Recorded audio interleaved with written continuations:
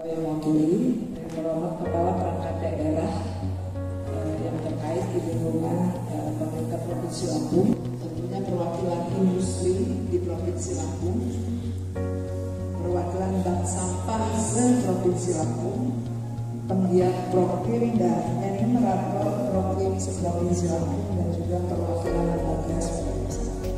Assalamualaikum warahmatullahi wabarakatuh. Kami pun bahwa program Kampung Iklim mulai dari tahun 2023 bertransformasi menjadi program yang berbasis komunitas, di mana selama ini masyarakat mengenal Prokim sebagai program yang memberikan pengakuan terhadap partisipasi aktif masyarakat yang telah melaksanakan upaya mitigasi dan adaptasi perubahan iklim yang terintegrasi untuk mendukung target penurunan emisi gas rumah kaca dan meningkatkan ketahanan masyarakat terhadap dampak perubahan iklim yang tidak hanya berbasis angka atau administratif, tetapi saat ini mencakup berbagai aksi yang dilakukan berbagai komunitas. Kalau tema ini mau disampaikan 1 jam atau 1 menit, yang 1 menit adalah kalau dulu namanya program Kampung Iklim, sekarang sebutannya ganti program komunitas untuk iklim. Program juga. Logonya berubah, itu jadi 2 tangan. Kemarin 1 tangan, sekarang jadi 2 tangan. Selesai. Gitu ya? Selesai. Gitu. Nah, Bapak Ibu sekalian, Prokim ini adalah benda yang bagi orang-orang yang mencari cuan tidak menarik. Karena orang yang ikut Prokim itu jangan berharap nanti dapat bantuan dari pemerintah. Kalau ikut Prokim nanti akan muncul dana APBD atau dana pokoknya anggaran-anggaran itu tidak ada. Pemerintah hanya memberikan apresiasi, itu pun mungkin selembar kertas, ya, selembar kertas. Tapi anehnya, ini yang saya sampaikan, anehnya gara-gara Prokim ini sekarang viral nasional. Viralnya apa? Saya kalau verifikasi Prokim di luar Jawa, kemarin di Sulawesi 2 kali, di tahun yang berbeda, itu selalu SMS-nya turun dari pesawat, Pak, mohon mampir ke rumah dinas bupati. Wah, ternyata adalah petugas dari kementerian harus soal ke rumah dinas bupati. Saya sampai kebingungan di situ. Jangan-jangan kita dapat formulir. Pikirannya nggak kira-kira gitu. Ternyata hanya dapat 11 tem, istilahnya ucapan selamat datang di wilayah Bapak Ibu di sana. Dan mereka ini berharap, dulu yang paling bergengsi kan Abu Pura ya Bapak Ibu ya, karena itu ada jadi pimpinan daerah. Sekarang Prokim itu sudah masuk harga diri juga, sehingga kadang-kadang ada sambutan wali kota, sambutan bupati, kepala dinas awal sampai 3 hari. Bahkan saya ke Sulawesi itu pun harus disambut dengan upacara adat yang saya jadul, karena pasaran dari itu pakai borong yang begini-begini kan jarak hanya 10 cm gitu. Ya Allah, jadi dari kata ternyata taruhannya nyala gitu kan. Nah, tiap lokasi beda-beda. Di Jawa, Sumatera, Kalimantan, Sulawesi, saya belum Lombok Timur, tapi kalau Lombok Barat sudah banyak saya datang. Sumatera juga beda gaya. Sumatera Selatan dengan Sumatera Utara beda. Aceh beda, Lampung ini baru sekali ini. Dasar tadi kata-katanya saya nggak punya. Ini kata-katanya apa itu? Ya tadi. Kalau Jawa kalau enggak, mohon maaf tadi saya juga punya agak-agak sulit. Nah, Bapak sekalian, next. Intinya adalah merasa nggak bahwa kita ini semakin sumuk, panas, ya kan? Apalagi di Lampung, di Jawa saja yang agak jauhan dikit dari Katulistiwa itu sudah mulai sumuk. Yang pernah jalan-jalan ke Malang, jalan-jalan ke Purwokerto juga sekarang sumuk. Makanya era piknik sekarang yang paling diburu adalah apa? Memburu lokasi-lokasi yang dingin. Dieng itu sekarang jadi viral, gara-gara di situ sampai 0 derajat di bulan tertentu karena adanya frost. Lokasi seperti di Magelang ada sebagainya. Kenapa saya cerita begini? Orang Lampung misalnya ke Jogja itu yang ditanya bukan lagi bakpia atau gudeg, wisata sini yang paling viral sekarang apa mas? Nah, yang dicari itu rata-rata yang layar-layar itu. Ini pun ternyata terkait juga dengan perubahan iklim. Next. Pertanyaan saya simpel. Siapa yang berbuat? Ya kan? Oknum Pak, ya kan? Paling enak bahasanya oknum. Oknum siapa? Ya tempatnya Bapak Ibu. Yang tertangkap. Kalau nggak tertangkap, bukan oknum. Kalau nggak tertangkap, harus dioknumkan. Maksud saya, ya ini kita semua. Di mana-mana terjadi. Betul kan? Begitu mudah kita berpikir tentang cuan tentang rupiah ketika kita menebang pohon. Terpikir nggak pohon segede misalnya segede badan saya ini untuk berapa puluh tahun? Ya kan? Terpikir nggak aksi-aksi penanaman pohon itu hanya viral saat menanam saja? Saya nggak enak ngomongnya. Tahun berikutnya ada nggak yang mendata? Pohon kemarin normal itu yang tumbuh berapa? Ada yang nyulam nggak? Ada yang ngira nggak? Ada yang mopok nggak? Enggak. Media selesai hanya pada saat serah terima bantuan bibit dari perusahaan. Wah, jumlahnya pun biasanya berbasis 10.000 batang pohon diberikan kepada Anda seperti ini. Ya, next. Nah, ini juga miris nih. Ibu-ibu harusnya sedih lihat gambar ini. Apa yang mau diwariskan kepada anak cucu kita, Bu? Sampah. Siapa yang produksi sampah? Ya kita semua. Teorinya katanya satu orang 1 kilogram per hari. Bagaimana penanganannya? Di Jakarta, maksudnya Bantar Gebang itu Jakarta dan sekitarnya, saya dapat data yang terolah baru kemampuannya seperti ini.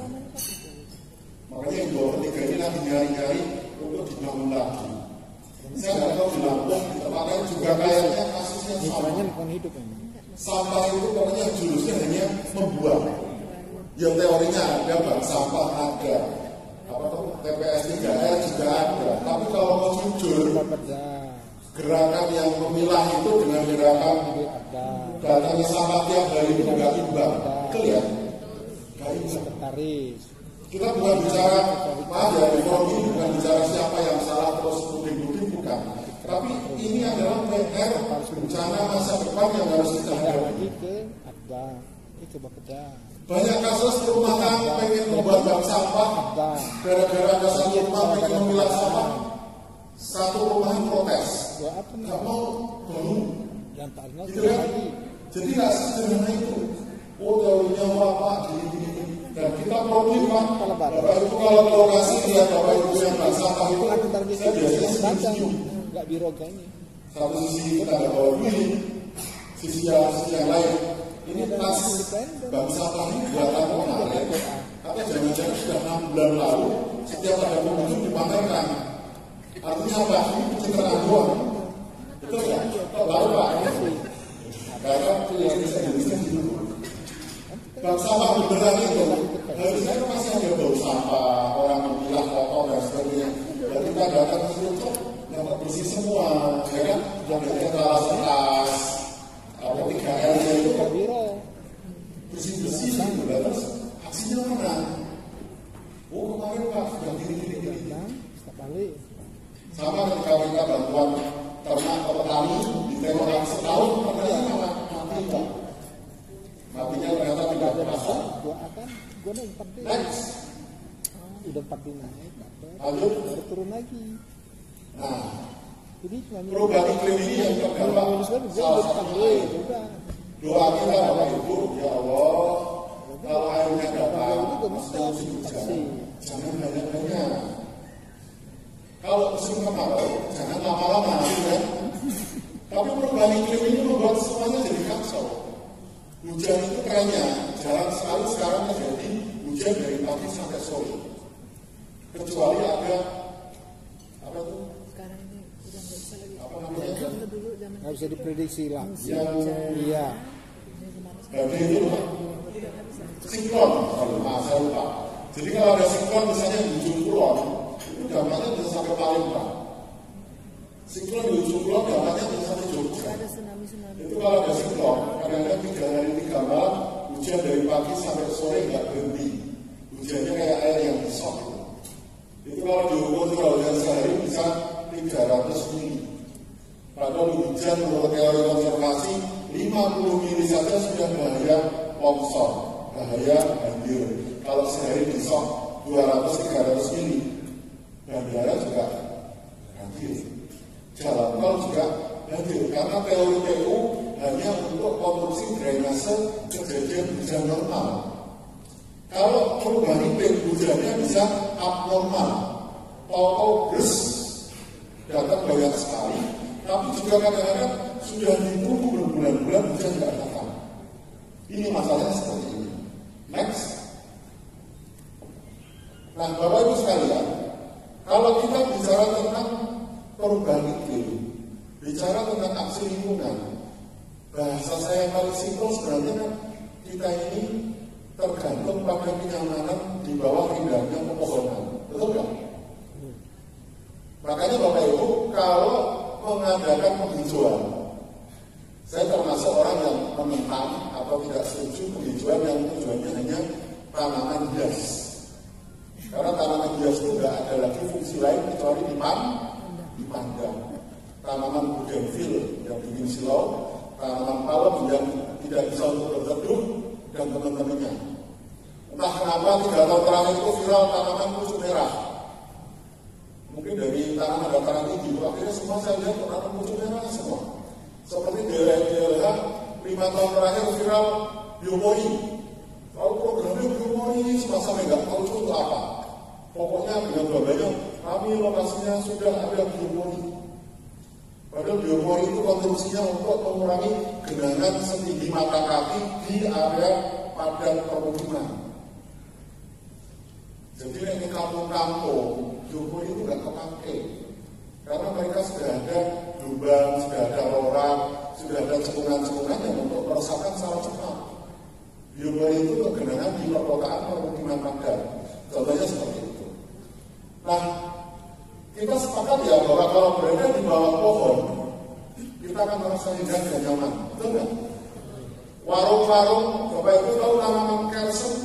Kalau ceri, warung yang ada pohonnya itu biasanya laris. Kenapa? Yang bikin laris teduhnya. Kopi, ngeteh, makan gorengan di bawah pohon talo itu terus lupa semua utang. Ini ya. Next. Nah, simple kok. Pemanasan global itu lawannya adalah menanam pohon. Tapi nanamnya ya jangan kayak tadi, hanya viral, pencitraan, seremonial, yang penting bagi bibit selesai. Tapi harus ada pemantauan. Maka kemarin ketika di Jogja itu dikeroyok program rehabilitasi hutan oleh BUMN, saya kaget loh, ada Pertamina, ada PTBA, kok sampai Kulon Progo ini ceritanya piye? Ceritanya namanya instruksi presiden itu loh yang dihijaukan, itu kan akhirnya semuanya akhirnya ke situ. Itu ketika mau ngasih tanaman itu nggak kayak mungkin di tempat lain pokoknya kan perusahaan beli bibit nyok gitu. Sana nggak tahu petaninya. Wow, bibit harus jenisnya sesuai dengan yang kami butuhkan. Sehingga saya lihat daftar pembelian di perusahaan itu sampai ada sekitar 16 varietas. Misalnya alpukatnya ada 6 jenis, dari mulai alpukat ruang, alpukat kendil, alpukat macam-macam itu. Mangga ini, mangga itu dan sebagainya. Itu kenapa? Karena mereka ingin menanam dan mereka ingin merawat. Tapi buat perusahaan jadi ribet. Wah, ini belanjanya harus ini kemana-mana dan sebagainya. Bapak Ibu sekalian, kalau kita ingin masyarakat itu ramah, kuncinya adalah apa? Mendorong mereka kebutuhannya apa, dan mereka ingin menanam apa. Ini yang kadang-kadang tidak kita pikirkan. Nggak ada keinginan kalau dikasih barang yang nggak akan tercapai. Saya pernah datang di satu kampung di Jawa bagian barat. Saya nggak enak kalau nyebut nama kan. masyarakat petani dapat bantuan pencacah rumput. Bantuannya tahun lalu, alatnya masih dibungkus plastik, labelnya masih ada, kwitansinya masih ada. Artinya apa? Masyarakat diberi bantuan yang tidak mereka butuhkan. Karena apa? Kita kadang-kadang hobinya kokbon. Terus pokoknya kan kita berbantu. Foto ya, saya terima, selesai. Kita juga harus memikirkan bagaimana masyarakat di sini harus ditanya juga, pengennya apa? Nah, nanti terus kemudian ada proses negosiasi dan sebagainya. Lanjut. Nah, kira-kira suasana problem itu pengennya semua orang itu mendapatkan kok kira-kira kayak gini. Sepakat ya problem. Bahkan kalau misalnya pernah ke Jogja makan kopi kelopok, segera ke sana. Itu juga fenomena aneh. Menunya itu desa tidak elit plus. Karena hanya telur dadar, tempe, pindang, ya kan, pisang goreng. Tapi yang memburu orang Jakarta sampai mobil pun antrinya satu lapangan bola. Sampai orang-orang Jakarta yang elit-elit itu antriannya bisa 200 meter hanya nunggu ngambil nasi. Salah satu rahasianya apa? Tempat untuk makan sejuk berada di tepi sawah. Di ruangan ini yang pernah jadi orang kampung mungkin dulu pernah merasakan makan nasi bungkus dibawa dari rumah dimakan di sawah. Kayaknya menunya hanya nasi, tempe goreng atau apa, itu kok enak. Betul ya? Sekarang makan di hotel, nanti coba dengerin. Habis ini makan siang, bosan. Itu terus gitu. Coba, padahal makan ini mahal-mahal. Kalau orang berapa mahal berapa? Tapi makanan desa yang ya mungkin hanya sayur bening, sayur asem-asem, itu ternyata menarik. Next. Nah, saya pakai bahasa sederhana saja. Ceritanya perubahan iklim itu atau climate change di dunia itu negara-negara itu berdiskusi. Ini solusinya. Nah, solusinya kenapa kok problem itu viral? Ceritanya ini Bapak Ibu. Di dunia itu mikirnya menangani perubahan iklim itu mikirnya baru sampai level distrik, kabupaten kota ke atas Pak. Kabupaten kota, provinsi sampai negara membuat rencana kebijakan penanggulangan perubahan iklim di dunia. Nah kok tahu-tahunya Indonesia itu sudah menelurkan program di tingkat apa? Level dusun, RW, desa, kelurahan atau yang nama sejenisnya. Karena kalau di Aceh namanya kampung ya. Kalau di Padang namanya nagari, macam-macam lah. Nah, karena problem itu gerakan di tingkat apa, itu jadi viral di luar negeri. Jadi program andalan di Solo. Nah, kalau yang ke bawah ternyata apa? Problem ini bedanya dengan Kalpataru Bapak Ibu. Kalpataru itu penghargaan perorangan. Problem ini penghargaan kelompok masyarakat atau sekarang bahasanya komunitas.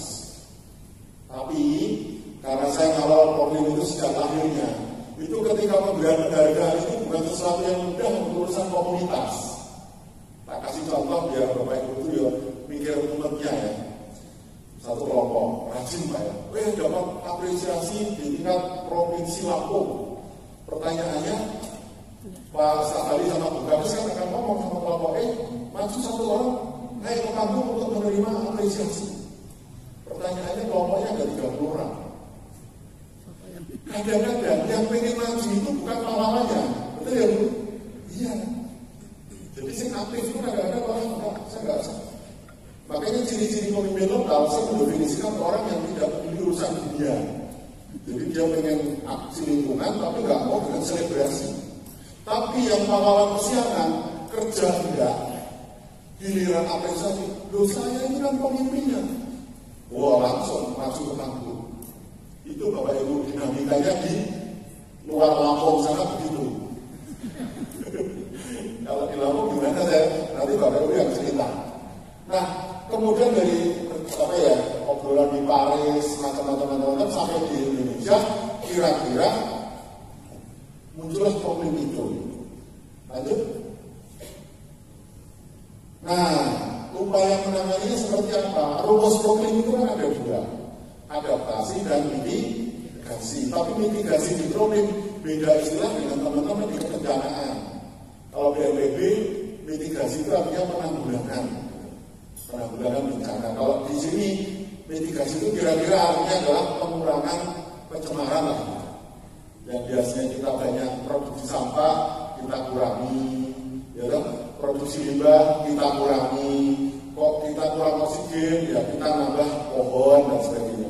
Kalau adaptasi nanti gara-gara iklim itu berubah, ya kita harus melakukan beberapa penyesuaian. Termasuk misalnya kalau pangan kok jadi langka ini dari perguruan tinggi mestinya paham itu. Gara-gara iklim berubah, produksi pertanian bisa kacau itu. Bahkan ramalan masa depan produksi pangan dari tanaman semusim itu bisa kacau balau. Ada sebuah bacaan yang saya baca itu nanti masa depan itu sumber pangannya nanti kepada tanaman tahunan. Misalnya sukun itu kan tanaman penghasil tepung juga. Konon pisang itu juga termasuk yang tahan. Karena pisang itu dilewati wedus gandul itu masih hidup. Karena badannya kan kandungan airnya sangat banyak. Next. Nah, Pak Presiden mencanangkan harusnya target tahun ini adalah 20.000 lokasi. Saya tanya-tanya di sekretariat, Pak, yang sudah masuk kira-kira 6.000-an ditambah yang tahun ini mungkin sekitar 10.000 lokasi. Pemerintah ada target kuantitas, yaitu jumlah. Tapi saya sebagai tim teknis merasa terpanggil untuk mengawal kualitas bersama Bapak Ibu. Dalam bahasa lokasi adalah, Pak, kalau kami sudah masuk proklim, terus ngapain? Kalau kami masuk proklim, dapat apa? Pak, terus setelah kami dapat apresiasi, selanjutnya bagaimana? Itu pertanyaan sederhana, tapi susah sekali. Butuh dana, butuh pendamping banyak, butuh mungkin kita nombok berkali-kali. Maka saya menggunakan jurus-jurus gerilya untuk bisa mengawal itu semua. Kebetulan gerilya saya itu mungkin yang agak paling luas gitu Bapak Ibu. Jadi di Sumatera Selatan, DKI, Jabar, Jateng, Lampung mulai hari ini mungkin kalau ada grup proklim Lampung saya siap masuk ke grup untuk bergerilya. Saya sudah siap dengan 2 HP. Ya kan, 2 HP itu untuk anti hang, anti bulanannya aja 2 HP bisa 400.000, 2 HP 4 nomor Pak. Karena yang kedua untuk cadangan pulsa kuota. Bagaimana judul-judulnya saya Bapak Ibu? Ini agak menyimak sedikit. Kalau bicara seperti ini, masyarakat itu banyak yang bosan.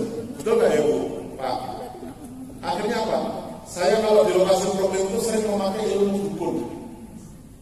Apa ya ilmu dukun? Saya membuka pelayanan pijat gratis. Ya kan itu yang paling dipahami ibu-ibu kan begitu. Pak, tangan saya terkilir sini Bu, tak bisa. Pak, saya kawin cucu saya, ya Bu. Ibu alhamdulillah masih punya cucu, saya nggak punya cucu. Jadi ada dialog hati di situ. Saya kemarin di Bandung mijit 10 orang, pulang-pulang diare saya. Sampai hotel saya diare, pengeluaran energi terlalu besar. Karena yang saya mijit itu sebenarnya emak-emak ini punya 65 ke atas.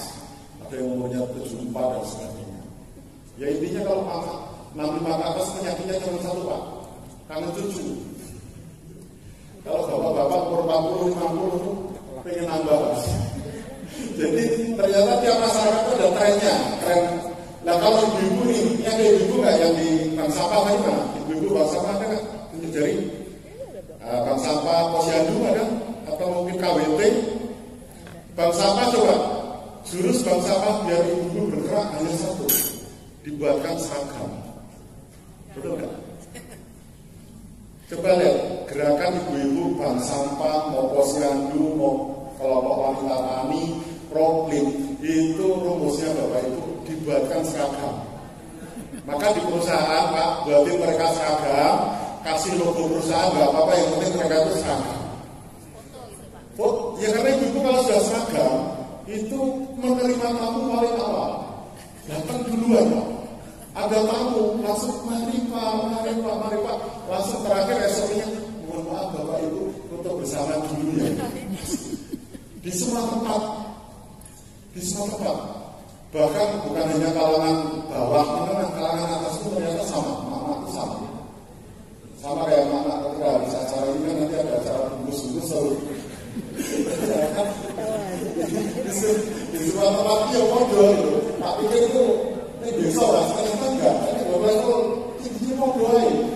dia kresek sama neror petugas hotel itu, mas ada kotak langsung sama itu. Nah, rumus program ini Bapak Ibu, kenapa saya kok pakai ilmu tadi yang dibun? Karena memang itulah yang dibutuhkan oleh masyarakat. Kenapa kok itu penting? Semua gerakan itu kan akarnya dari hati. Kalau hati kita nggak ada minat, adanya hanya dalam kebohongan. Tapi kalau hati itu sudah muncul rasa cinta, disuruh apa aja kan mau. Bu, besok kita akan ya siap. Tolong dong Pak, sampahnya jangan hanya itu. Yang baru mana ya Pak, langsung diperbaiki. Kalau sudah hatinya kena. Tapi kalau hanya seremonial, misalnya kita sebagai warga negara Indonesia harus gini doang. Fokusnya mungkin hanya ke snack-snack gitu. Next, lanjut. Ini yang pengembangan problem ini akhirnya kita lihat apa? Dulu problem adalah administrasi, dusun, desa, RW, ya kan? Nah, sekarang berkembang. Karena apa? Karena komunitas yang lintas desa, lintas dusun, lintas kecamatan, bahkan ada komunitas yang satu provinsi bahkan yang nasional itu belum terakomodir di dalam penganugerahan problem itu. Lalu dimasukkanlah komunitas itu menjadi salah satu yang dinilai di samping penilaian yang reguler tadi. Next. Nah ini mempercepat, mensinergikan persoalan dan sebagainya. Intinya dari segala ini adalah mendorong agar semua pihak bergerak. Jangan ada yang ketinggalan. Karena apa? Masalah kerusakan lingkungan adalah masalah semuanya, bukan melulu urusan DLH. Betul ya? Bukan melulu urusan problem. Makanya problem itu mau di dinas lingkungan boleh, dinas pertanian bisa, dinas PU juga bisa, semua boleh. Termasuk dana desa oke, termasuk dari perusahaan CSR juga oke. Ini bapak-bapak yang perusahaan bahasanya kan biasanya bukan problem ya Pak, CSR, pengembangan dan pemberdayaan masyarakat. Terus tanggung jawab sosial dan lingkungan. Itu kalau diurai dalamnya itu sama persis Pak. Judulnya dia beda-beda karena perusahaan itu katanya menginduk ke 2 kementerian. Betul ya Pak? Satu ke BUMN, 2 ke Kementerian ESDM ya. Nah itu kadang-kadang nama pegawai juga beda tuh, walaupun dalamnya sama. Apa itu? Ya, ide mengelola sampah dan sebagainya. Lanjut. Nah ini nilai konsep dari yang tadinya program kampung iklim menjadi program komunitas untuk iklim. Lanjut. Kalau yang baca yang itu nanti baca sendiri ya Bapak Ibu ya, biar nanti nggak bosan. Nah ini langkah-langkahnya atau tujuan khususnya mendorong peran aktif kelompok, kemudian kontribusi kelompok di kawasan, kemudian pembina, pendukung. Pembina itu siapa? Pemerintah dan teman-temannya. Pendukung itu siapa? Perguruan tinggi, perusahaan, LSM itu pendukung. Kemudian peran aksi lokal, aksi adaptasi, mitigasi, dan mendorong replikasi. Makanya calon lestari itu kan dipaksa minimal harus membina 10. Itu bagian dari agar semuanya di situ. Next. Nah ini misalnya dengan wilayah komunitas. Bapak Ibu sekalian, saya itu grup, jangan bayangin kalau grup-grup program itu isinya tiap hari bicara adaptasi, mitigasi, enggak. Saya bangun grup itu isinya adalah kekeluargaan. Biasanya ibu habis masak nasi goreng, foto jebret. Bapak Ibu silakan, ini nasi goreng karyanya saya. Oke, enak nggak Bu? Gitu kan. Kapan saya diundang ke situ? Jadi ada dialog-dialog seperti itu. Saya kemarin di Ciamis, Jawa Barat, habis dari lokasi calon problem Lestari, saya oleh daerah itu diculik Bu, diculik calon problem utama. Apa katanya? Pak, ini kan karena keterbatasan anggaran, ada kemungkinan verifikasinya online. Gara-gara verifikasi online, warga masyarakat banyak yang patah hati Bu. Lalu sedangkan seragam itu kok verifikasi nggak datang, itu gimana? Nggak patah hati Pak Salawi. Nah akhirnya saya ngalahin di diculik free pokoknya. Saya kalau pindah ke daerah itu mau dicoba kemana, ayolah demi NKRI lah kira-kira gitu. Jadi saya dibawa ke dua lokasi itu, isinya Pak, ibu-ibu itu, Pak, ayo foto bareng, Pak, ini kami udah masak, tolong cicipi. Jadi kita, karena kalau ibu masak nggak di sini, marah Pak. Di sini walaupun makannya dikit-dikit saya diet gitu. Tapi nggak ada saya kalau saya diet, karena gagal terus. Lanjut. Kualitas komunitas. Bahasanya enak banget, puitis banget, prakteknya tidak gampang. Kalau bicara tentang jumlah-jumlah tadi, Ibu Kadis bilang Lampung sekian lokasi yang utama sekian, itu kuantitas. Kualitasnya sing awal sopo yang mendampingi siapa. Makanya nanti kalau ada program Lampung, saya siap melu job-job tiap hari dengan segala kelebihan dan kekurangannya. Karena orang sing posting itu kan kadang-kadang ya sok posting bener, sok keliru orang bener ya kadang-kadang begitu. Jadi kadang-kadang karena saya suka banyak topik itu kadang-kadang ada orang yang suka dan tidak suka. Contohnya ketika saya nulis yang artikel populer andalan saya yang 1 halaman 2 halaman itu, kan tak sebar semuanya. Kalau tulisan itu dibaca oleh masyarakat mungkin senang karena komunikatif. Tapi kalau itu diukur lewat standar akademisi, nah itu tulisannya nggak layak untuk jurnal. Oh, nggak ada data, nggak ada analisa, nggak ada grafiknya. Nggak kok jadi berpendapat, itu jadi beda. Tapi masyarakat menunggu dengan tulisan-tulisan yang seperti itu. Lanjut. Strategi pencapaian target kontinuitas. Kontinuitas itu Bapak Ibu artinya keberlanjutan.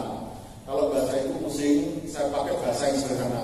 Intinya Bapak Ibu berjalan terus itu, pasukannya makin banyak, seragamnya makin beda-beda. Bukan hanya lokasi, tapi ini ideal ya, pemerintah desa juga kapal dana desa. Dana desanya makin ada yang diarahkan untuk program. Ada perusahaan yang mau ikut mendampingi. Ada LSM yang mau ikut mendampingi. Ada perguruan tinggi yang mau mendrop KKN di lokasi itu. Itu namanya kan kontinuitas. Target akhirnya apa? Target akhirnya adalah kalau nanti lokasi bisa mandiri. Next. Nah, pemerintah daerah apa? Intinya adalah apa? Semua OPD itu ya bergerak. Karena urusan lingkungan bukan perlu urusan daerah. Lanjut. Oke, ini lanjut aja. Nah, Bapak Ibu, ini artinya apa? Ini gambar apa coba? Tahu ceritanya nggak di gambar itu?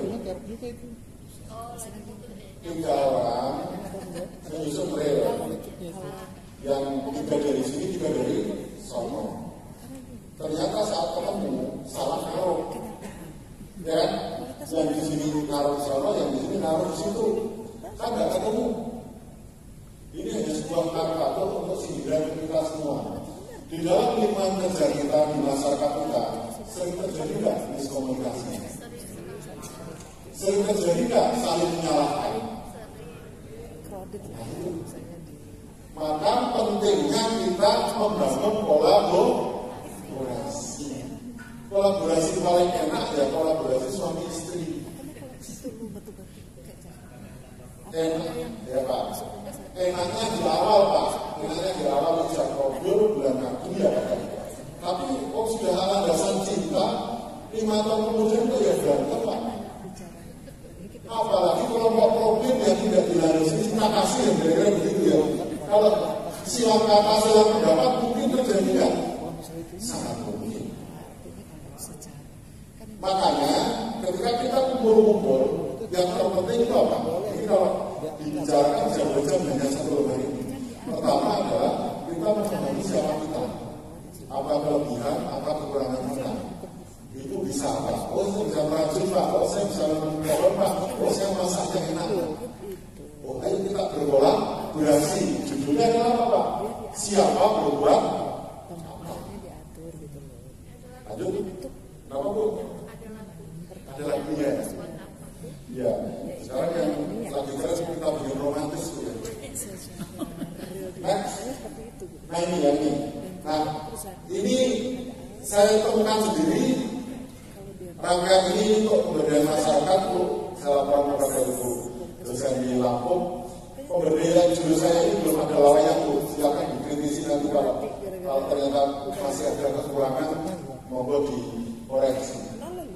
Bahwa proses pemberdayaan ini butuh waktu kira-kira 4 tahun, dimulai dari menggali potensi alam dan potensi sumber daya manusia, termasuk permasalahan yang dihadapi.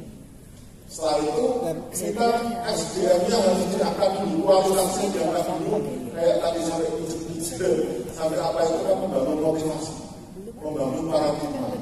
Setelah itu baru membangun komunikasi dan jejaring. Baru masuk produksi teknologi.